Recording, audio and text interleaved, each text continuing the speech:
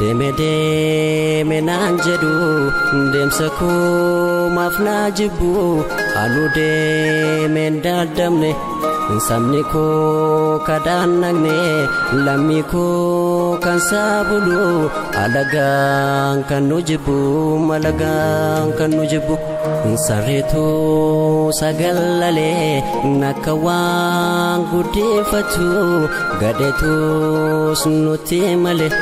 nu keessa jirti yartu sanyiin goobanaa daanjee yartuun gaarraachaaf jettee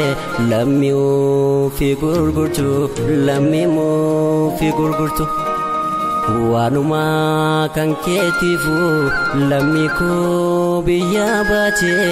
waboo koo dafii gali diina biirraa baasii jireenyi nu kaalloftee dararri nu tammaate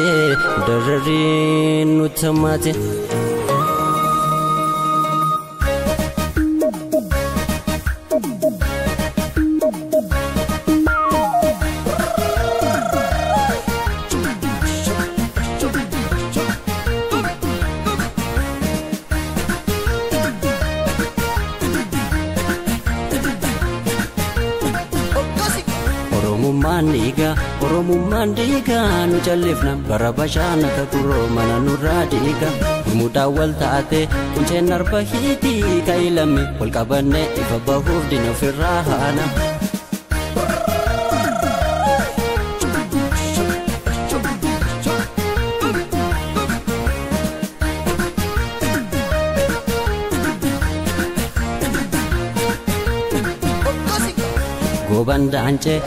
Gobanda ance fakkaata way fakkaattu siifin oolu gocha keetiin ayyuuf goota biyyee nyaattu.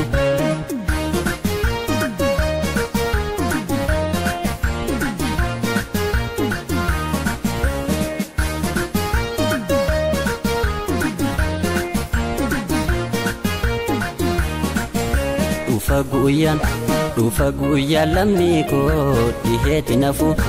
olee bubbulus argatta atis gantuu diinaa siifin oolu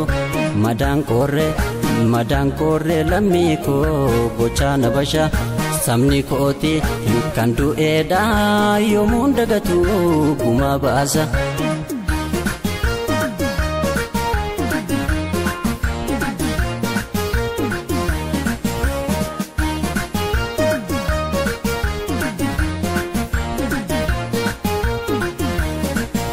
Kabii gama fardaa dhugamni jette jal'ifnaan baara bashaarraa juma fide dhugaa malee nyaataan namne kan baheeman mallattoo wayi maarsee dhufee leenci bosona.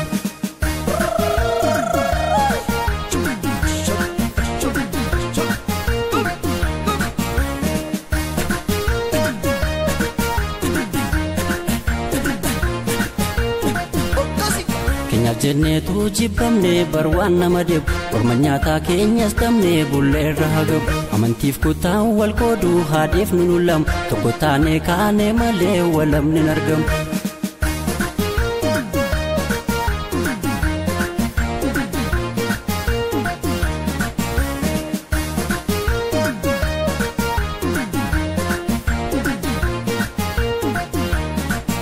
Kan koo si deebotee arguuf si hawwu dafii waboomee nuuf galii harii gati da'u nyaattee dhugdee nu harkaa nu jibbe saalfiin beektuu lammiitoo ilmaawwan kadhatu tokko taanaamee saba koo ormaan gallu kol kan nu nyaatu diinni marsee kan eegga fonqol nu dirqamee mirga dhabnee jarraa dararamne wayyaaneef sareen nu nyaatee hayyuun herregam.